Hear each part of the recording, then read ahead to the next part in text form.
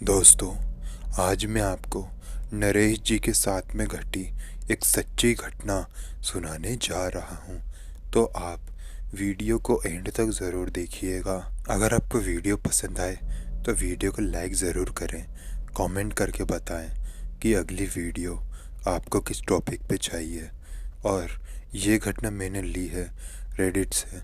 आपके साथ कोई सच्ची घटना घटी हो जो आप चाहते हैं कि मैं अपने वीडियोस में फ़ीचर करूं, तो इंस्टाग्राम का लिंक मैंने आपको दे दिया है नीचे डिस्क्रिप्शन बॉक्स में। वहां आकर आप मुझे अपनी सच्ची घटनाएं भेज सकते हैं। और अब आगे की कहानी मैं आपको नरेश जी के पॉइंट ऑफ व्यू से ही सुनाऊंगा। मेरा नाम नरेश है। आज मैं आपको मेरे साथ घटी एक सच्ची डरावनी घटना सुनाने जा रहा हूँ। इस घटना में मुझे कोई हानि तो नहीं पहुंची थी, लेकिन इस घटना से मुझे इतना तो यकीन हो गया था कि इस दुनिया में भूत प्रेत सच में होते हैं। तो दरअसल हुआ ये था कि मेरे पापा जो थे वो एक किसान थे। ये घटना है 2009 की। मेरे पापा रोज़ सुबह खेत में जाते थे और पूरा दिन वहाँ पर मेहनत करते थे, मशक्क़त करते थे और रात में वहीं पर खटिया लगा के रक्षा किया करते थे उस खेत की, क्योंकि अक्सर रात में वहाँ पर जंगली जानवर आ जाते थे और फसलों को ख़राब कर देते थे। इसलिए पूरी रात पापा वहाँ पर पहरा दिया करते थे। मैं वहाँ पर रोज़ पापा के लिए खाना लेकर जाता था। हमारा खेत हमारे घर से करीबन 1-1.5 किलोमीटर की दूरी पर ही होगा। मैं रोज़ साइकिल से वहाँ जाता था। तो एक नॉर्मल सा ही दिन था। करीबन रात के 8-8:30 बजे मेरी मम्मी ने मुझे खाना दिया और मैं उसे लेकर पापा के पास जा ही रहा था। रास्ते में रोज़ मुझे एक बहुत बड़ा बगीचा मिलता है। हमेशा मैं उसके सामने से ही क्रॉस होकर पापा की उस खेत में जाया करता था, पापा को टिफ़िन वगैरह देने के लिए। तो उस दिन भी मैं यही कर रहा था। उस दिन बस एक चीज़ का डिफरेंस था और वो डिफरेंस था टाइम का। मैं रोज़ पहले तो शाम को जाके टिफ़िन दे आता था, लेकिन इस बार मैं रात को जा रहा था। जैसे ही मैं उस बगीचे के पास से क्रॉस हुआ तो मुझे बहुत ज़ोर से ठंड लगने लग गई। इतनी ठंड मुझे आज तक कभी महसूस ही नहीं हुई थी, लेकिन फिर भी मैं साइकिल चलाते जा रहा था। वो बगीचा बहुत बड़ा बगीचा था। वहाँ पर इतने बड़े बड़े और इतने विशालकाय पेड़ थे जिसके बारे में मैं आपको बता भी नहीं सकता और ना ही आप इमेजिन कर सकते हो।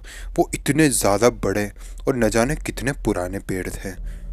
मैं उस बगीचे के पास से गुजर ही रहा था, तभी न जाने क्या हुआ, मेरी साइकिल हद से ज़्यादा भारी हो गई। मैं उसे अब 1 मीटर भी आगे चला नहीं पा रहा था। वो बहुत ज़्यादा भारी हो गई थी। मैं बहुत ताकत लगा के आगे बढ़ने की कोशिश कर रहा था, लेकिन बढ़ ही नहीं पा रहा था। फिर बहुत कोशिश करने के बाद मैं थक गया और साइकिल से नीचे उतर गया। जैसे ही मैं साइकिल से नीचे उतरा तो मेरे पास जो सामान था वो हवा में उड़ा और मेरी आंखों के सामने ही नीचे गिर गया। और फिर मैंने सडनली रियलाइज़ किया कि मैं बगीचे के अंदर मौजूद हूँ। पहले तो मैं बगीचे के बाहर मौजूद था और अब मैं बगीचे के अंदर मौजूद था। मेरी साइकिल अभी भी मेरी आंखों के सामने बगीचे के बाहर ही खड़ी हुई थी, लेकिन मैं बगीचे के अंदर न जाने कैसे पहुंच गया था। बहुत स्ट्रेंज फीलिंग थी ये मेरे लिए। मेरे आंखों के सामने पापा का वो खाना गिरा हुआ था, जिसको मैंने जैसे ही उठाने की कोशिश करी तो वो खाना मुझसे दूर चला गया और दूर जाने के बाद वो एक बार फिर से हवा में उठा और एक बड़े से पेड़ के सामने जाके गिर गया। मैं बहुत ज़्यादा डर चुका था। उस वक्त मेरी क्या हालत हो रही थी मैं आपको बता तक नहीं सकता। लेकिन जैसे ही वो प्लेट और वो खाना वगैरह उस पेड़ के सामने जाके गिरा तो मैंने देखा कि उस पेड़ के पीछे कोई है जो कि सीधा मुझे ही देख रहा था। उसने मुझे कुछ किया नहीं, लेकिन फिर भी मुझे बहुत डर लग रहा था। जैसे ही वो इंसान या फिर भूत या चुड़ैल जो भी वो चीज़ थी वो उस पेड़ से मुझे झांक रही थी, तो वो प्लेट और वो खाना भी जिस टिफ़िन में रखा हुआ था वो अपने आप हिलने लग गए। मैं समझ चुका था कि ये पक्का कोई भूत है। मैं वहाँ से भागने की कोशिश कर रहा था, लेकिन भाग ही नहीं पा रहा था। फिर एकदम से मैंने अपने अंदर न जाने कहाँ से ताकत लाई। मैं बहुत तेज़ी से भागते हुए उस बगीचे से बाहर निकल गया। फिर मैंने देखा कि मेरे बड़े भैया मुझे ढूंढते हुए इस बगीचे की ओर ही आ रहे थे। वो मुझे आवाज़ दे रहे थे। मैं भागते हुए उनके पास गया और उन्हें सारी घटना बताई। उन्होंने मेरी बात पर यकीन की और हम लोग हमारी साइकिल लेकर हमारे घर आ गए। हमने टिफ़िन उठाने की भी कोशिश नहीं करी, क्योंकि भैया जानते थे कि वो अब टिफ़िन हमें वापस कभी नहीं मिलने वाला। जैसे ही हम लोग घर आए तो मम्मी ने मेरी डरी हुई हालत देखी।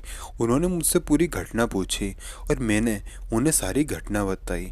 फिर उन्होंने मुझे ये बताया कि रात के वक्त कभी भी कोई भूत के सामने से हमें खाना लेकर नहीं गुजरना चाहिए, क्योंकि अक्सर भूत खाना ले जाने वाले के पीछे पड़ जाते हैं। इसलिए हो सकता है शायद वो भूत तुम्हारा खाना तुमसे लेना चाहता हो और इसीलिए उसने वो खाना तुमसे ले लिया हो, और इसीलिए शायद उसने मुझे कुछ भी नहीं किया। फिर उस रात तो मैं पापा को खाना देने नहीं गया, भैया गए थे खाना देने के लिए। अगली सुबह पापा ने मुझे पूछा कि खाना देने के लिए तुम क्यों नहीं आए, भैया क्यों आए? तो मैंने उन्हें सारी घटना बताई। उस घटना के बाद पापा ने मुझे खाना देने आने के लिए मना कर दिया और वो खुद ही खाना लेने आते थे और वापस खेतों में चले जाया करते थे। उस घटना के बाद मैं कभी भी उस खेत के सामने से तो नहीं गुजरा। तो दोस्तों, अगर आपको वीडियो पसंद आई तो वीडियो को लाइक करें, कमेंट करके बताएं कि अगली वीडियो आपको किस टॉपिक पे चाहिए। तो मिलता है अगले वीडियो में। तब तक के लिए जय हिंद, जय भारत।